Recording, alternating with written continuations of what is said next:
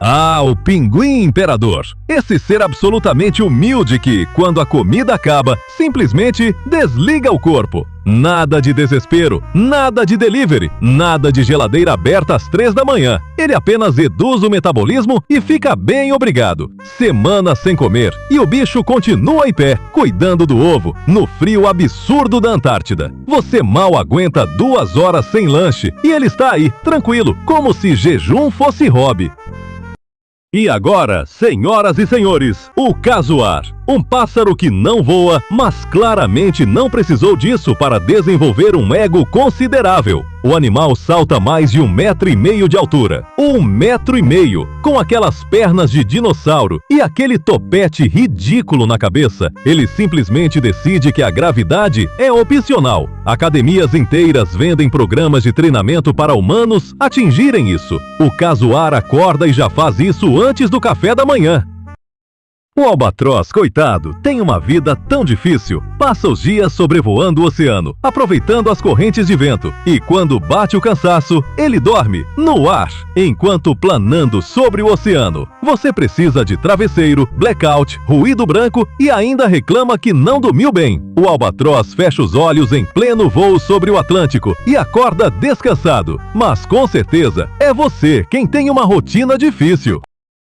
O tucano aparentemente olhou para o próprio corpo e achou que faltava algo. A solução? Um bico que ocupa 1/3 do comprimento total do animal. 1/3! Imagine acordar com isso na frente do rosto todo dia. Pesquisadores ainda debatem a função exata desse bico gigante, mas o tucano claramente não se importa com a opinião de ninguém. Ele só aparece, colorido, enorme, chamativo, como se dissesse: sim, eu sei, pode admirar.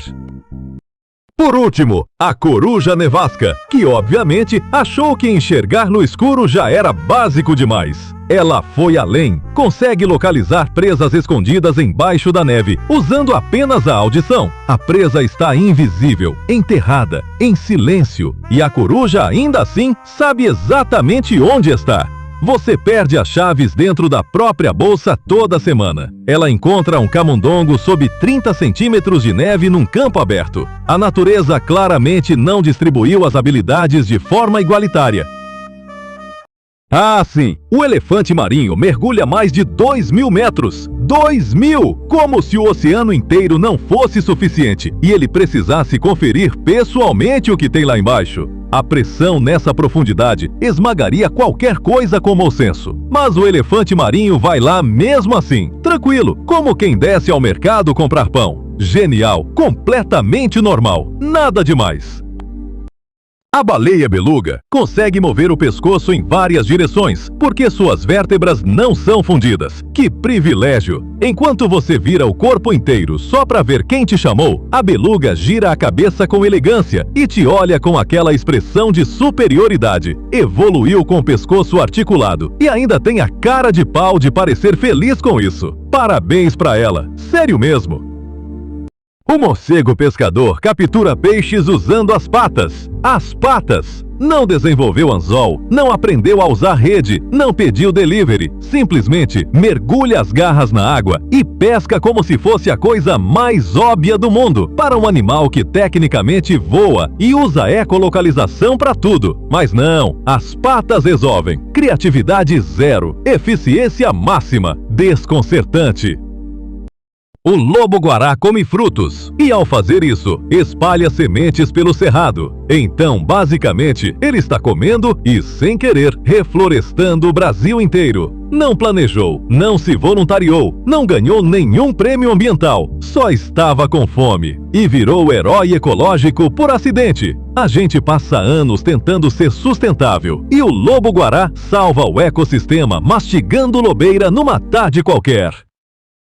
O quokka praticamente não tem predadores naturais em algumas ilhas onde vive, o que significa que esse animal roliço, sorridente e completamente inofensivo chegou a um lugar, olhou ao redor e percebeu que nada quer comê-lo. Nada! Ele vive assim, feliz, sem ansiedade existencial, sem medo de virar almoço de ninguém. Enquanto isso, você tem medo de responder e-mail. O quokka descobriu a paz que a humanidade inteira ainda procura. Apresentamos a anta, a grande celebridade incompreendida da floresta tropical. Enquanto você achava que ela era só um bicho feio comendo folha, ela estava, na verdade, exercendo sua vocação artística, dispersar sementes pelo mato afora. É isso mesmo, a anta come uma fruta aqui, defeca ali e pronto, nasceu uma árvore nova. Ela não planta, ela delega. Jardineira da floresta, dizem os cientistas. Diva sem esforço, dizemos nós.